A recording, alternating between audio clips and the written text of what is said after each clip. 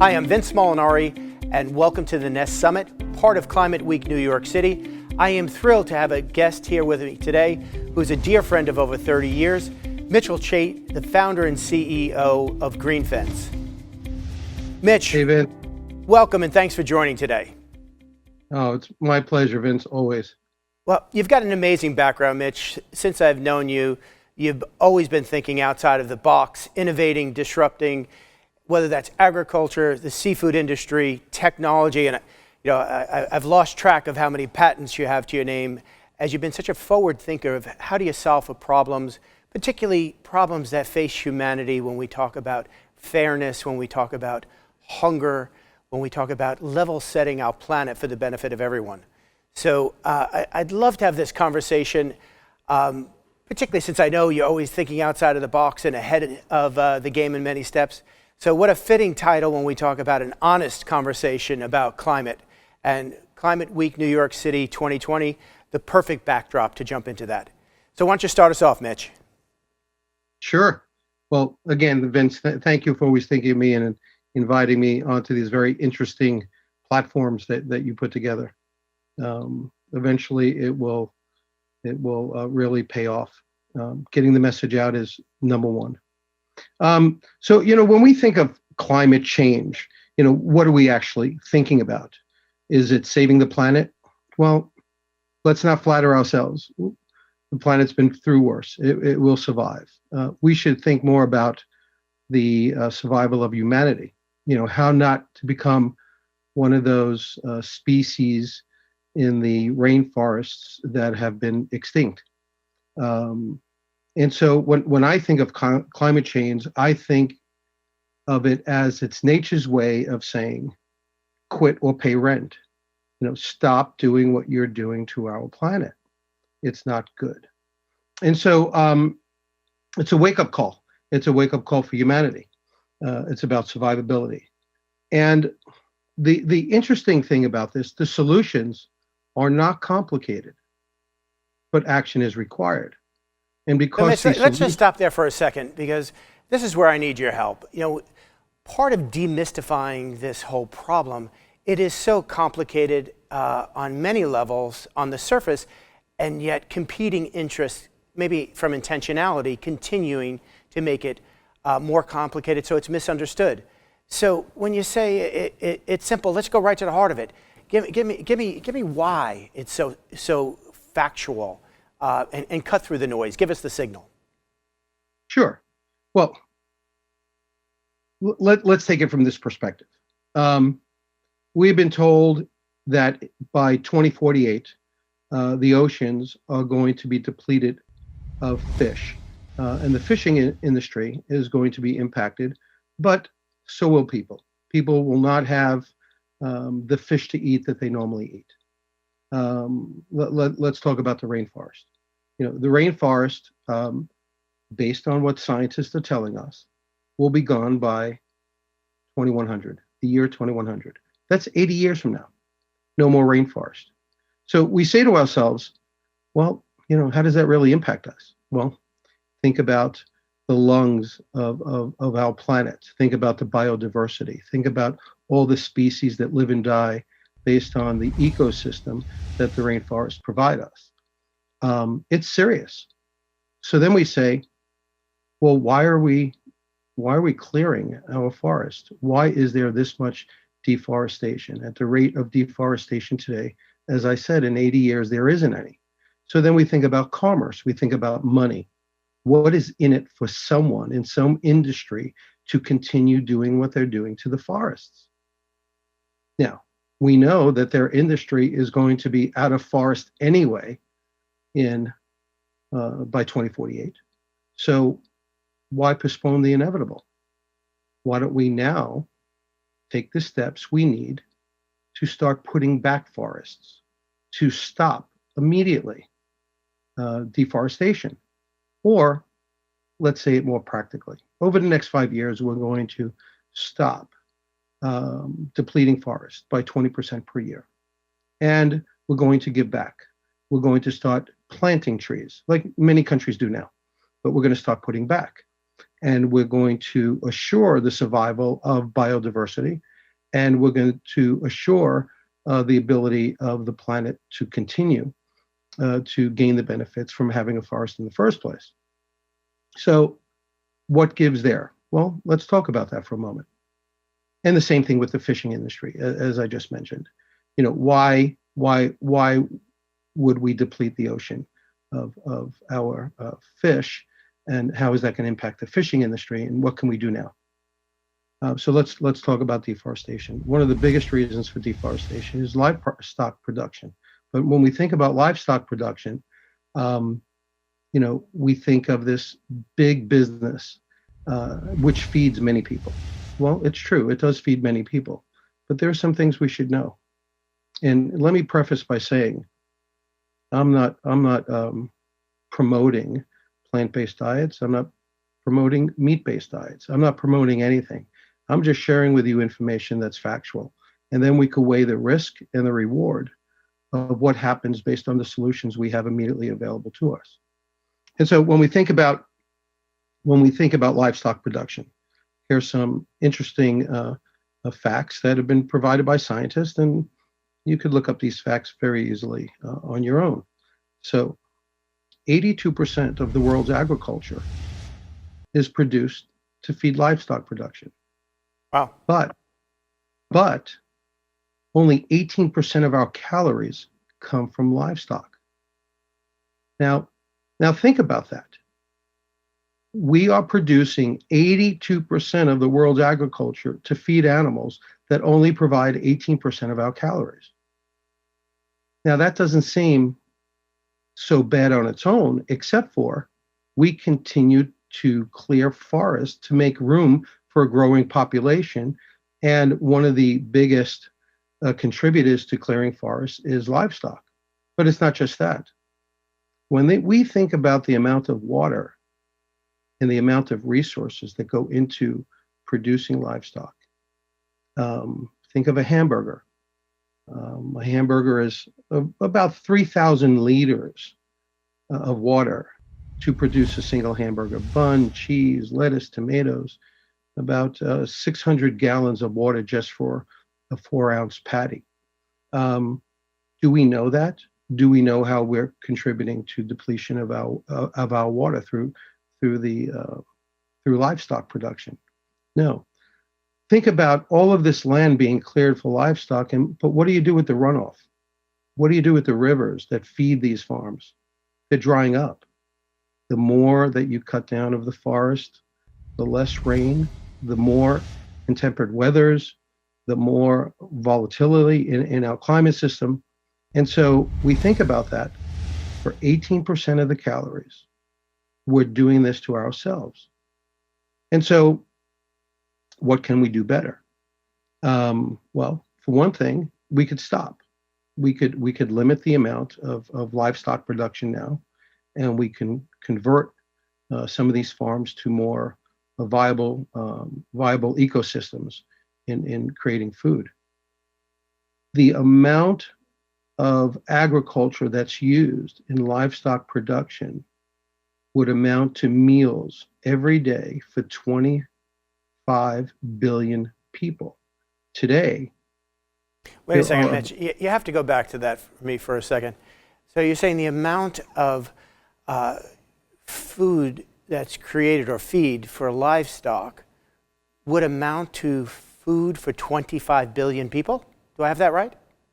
That's correct. That's according to experts. That's according to the statistics put out by various research groups. That's correct. Oh. And I want to just go back because you're hitting us with so many numbers that are frankly astounding. And if we look at the cycle, Mitch, 82% of our agriculture for livestock, yet that's 18% of the calories. If we continue with deforestation, that delta or that spread, you can't clear enough forest if you wanted to feed enough people to have a caloric intake that would even get anywhere near par. And then when you compound that with the amount of water resources that are being exhausted in the process, my goodness, why don't more people know about these numbers? I don't know. I don't know. It may not be popular. It may not be commercially viable for today's businesses. But for whatever the reason, you're exactly right, Vince. We're heading towards a cliff. And the cliff is we're only going to be able to clear so many forests. We're only going to be able to support so much livestock. We're only going to be able to support so much humanity. And we're only going to be able to support so much ocean. And so that's key. But let me go to another part that seems to be the core focus of everyone. It's carbon. We hear about carbon footprints, carbon credits, green cities with zero, with neutral carbon. So what aren't we looking at? Well, let's talk about methane. You want to talk about methane and its ratio to the global warming global warming potential for the Earth. Okay, so when we think about global warming, it's measured in global warming potential, and everything is measured against carbon dioxide, so CO2, and carbon dioxide is measured 1-to-1. Okay, now think about that, 1-to-1. Methane is 28 to 36. So 37 times, or should I say, if I wanted to give it times, 215-to-1 measured against CO2. Methane, I know it's interesting. So 37% of methane, according to the scientists, come from animal farming. That's 215 times the potency and the global warming potential of carbon. But let me go to something else. It's called nitrous oxides, or NOx. If we measure that against carbon, 56% is attributable to animal farming, 67% attributable to agriculture. And so if you say 82% of agriculture, 82% of 67%. And so when we think about that, nitrous oxide is over 1,000 times more dangerous, has over 1,000 times the ratio at 1,163-to-1 on global warming potential, with 67% coming from agriculture, 56% coming from livestock. So when we think about what we can do to save the planet, we think about how do we reduce these very dangerous emissions that are incremental and more damaging, according to the scientists, than carbon dioxide. And so the forests, let's stop clearing the forest. The government should get together under some UN resolution and have some type of scale to reduce deforestation by a rate, and by a certain date, it's over. And couple that with planting. And I'm sure, you could work out some of the solutions around planting and what you're able to cut down for some essential needs. But certainly the rainforests need to live. Also, what do you do with livestock? Well, think about it, Vince. If you and I were raising a family, and that family was, to first come to this earth tomorrow, what do they know of livestock versus an apple versus a trout? Not much. We live in a culture that is eating the earth, that is eating away at our own survivability. And the culture can be changed. It's just a generation or two, and we will move to more sustainable farming. We will move to more plant-based foods, even fish. Just think about it. If by 2048, the life in the sea is depleted to the extent that there is essentially no more fishing, commercial fishing as we know today, why wouldn't we, over 5 years, cut back on net fishing, move to line fishing, increase our ability to do more fish farming and make it more sustainable, and give the life in our oceans the opportunity to repopulate? to become more plentiful, for the ocean to become more robust. By stopping this extreme agricultural and livestock production, the runoff to the ocean can be mitigated. Runoff to the ocean is affecting our coastlines. It's affecting life in the ocean. So there are many things that we can do, and there's many things we need to be aware of to make these things happen. And I think it really starts at government and also by making consumers aware. Mitch, let's go back to that in 1 second, because I wanted to reflect on so much of what you're putting forth. And I think it starts with, as you said, saving our planet, but indeed, we're saving ourselves as inhabitants of the planet. And I think That's everything exactly that you right. bring forward when we begin to talk about the connectivity to the oceans, to the Amazon, to every person on our planet, it's incumbent upon all of us to take that personal action.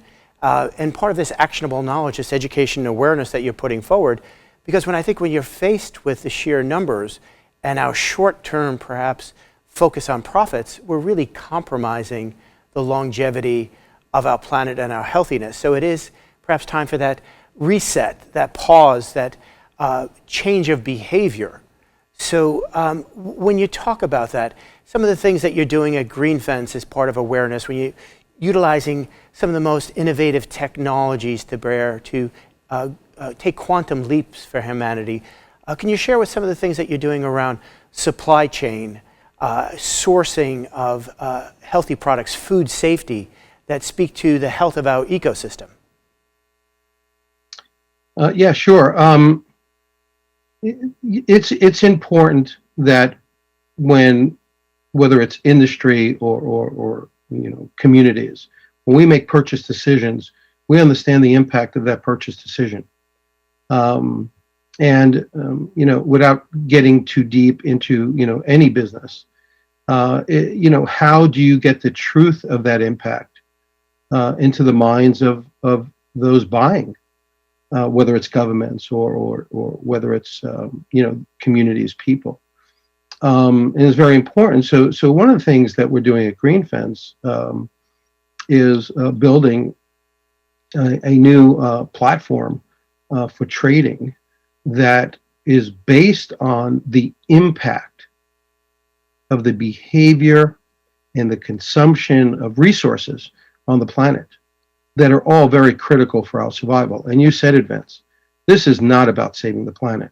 By all means, ice age, meteor strikes, the planet has been subject to a lot of threatening events, but certainly humans are threatening our own extinction.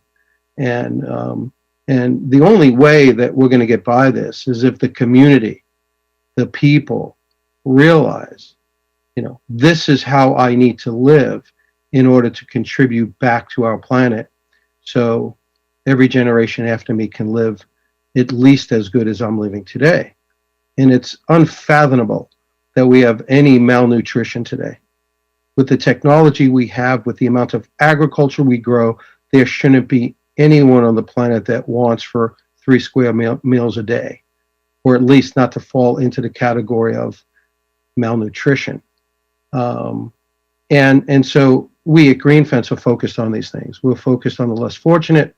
We're focused on malnutrition. We're focused on leveling the playing field for unbanked and underbanked communities that could use technology to thrive better, to have a better life through the workplace and for their labor, as many underbanked and low banked communities live today is through their labor.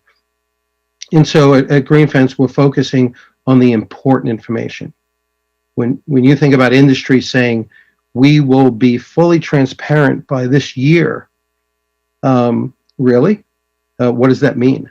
What does fully transparent mean? What does accountable mean? What does shared value mean? All of these areas to be studied are areas that Greenfence is focused in. And when we finally go from beta to commercial availability and scaling from there, we will show the world that there is a way to improve our way of life and improve everyone's way of life through shared value initiatives and making sure that we take our resources and we distribute them for the world to use and thrive. And so, yeah, Greenfence is an exciting project we've been working on a long time, and I appreciate you bringing it up. Yeah, all very exciting, Mitch, and I think it goes to the core as we challenge ourselves to think about moving from a system or a planet of scarcity to one of surplus. As you said, we certainly have the technology, we have the wherewithal, we have the resources. I think it's galvanizing the level of cooperation and collective will in order to move the needle and change the very mindsets. Mitch, as we kind of move into a bit of a close on this segment, we've covered a lot of ground. Share with us, if you would, a little bit more some of your most important aspects that you'd like to leave us with. Well, for number one, there's some great companies out there, food companies that I deal with, and agricultural companies that are investing heavily in sustainability. They're in the livestock business. They're doing the right things. They're making the right decisions, and they're making more of a sustainable future for livestock, taking into account many of the things I've said. And then there are foundations, there are a few foundations that I've experienced really do the right thing. They go to the consequence of the actions of many to save a few. And when I say save a few, just like these big companies, they can move the needle in their efforts, but there's nothing like united effort. If with the technology, with the resources that these companies have, as I mentioned, that I've worked with, and some of these foundations that I just admire for their work. I'm not going into it for the fear that I shouldn't be promoting or doing anything, but feel free to give a shout out to anybody you like, Mitch. It's good to reward those that are doing good work. Well, I mean, just look at what the Gates, the Bill and Melinda Gates Foundation does. Look at what Cargill does. And I can go on. There is so much to do. There are so many companies, Nestle with their shared value initiative. There are so many companies that really have the best intentions, and they are investing tremendous resources into these things. But without all the governments coming together, without banding together in a united way to actually make these changes, we're not going to see them. It's just, that's it. So all we can do is, on an individual basis, one-to-many basis, get out there and do what we can and spread the world. But we are racing towards a cliff, and we really need to do something. And it's going to take more than just a select few of good guys, good industries, good gals to come in and make this all happen. So Vince, thank you for having me on and giving me an opportunity to vent with you.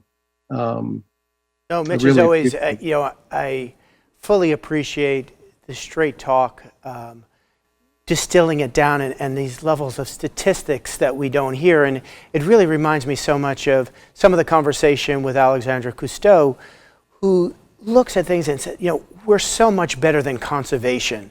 We're moving to regeneration, right? To the abundance of our oceans, to the abundance of what we had, to replace that. And it so much reminds me of the conversation, Mitch, when she talks about moving from being consumers to be contributors. The more that we put into our own system, the more we're going to get back. So it always is a pleasure to talk to you, Mitch. Congratulations on the great work that you're not only doing with Greenfence, but in all your personal endeavors in making the world a better place. Thank you, and we look forward to following up with you more on all of those initiatives and the developments as they happen. Thank you, Vince. Look forward to doing it again sometime. A pleasure, Mitch. Thanks again for joining us. You got it. Bye now.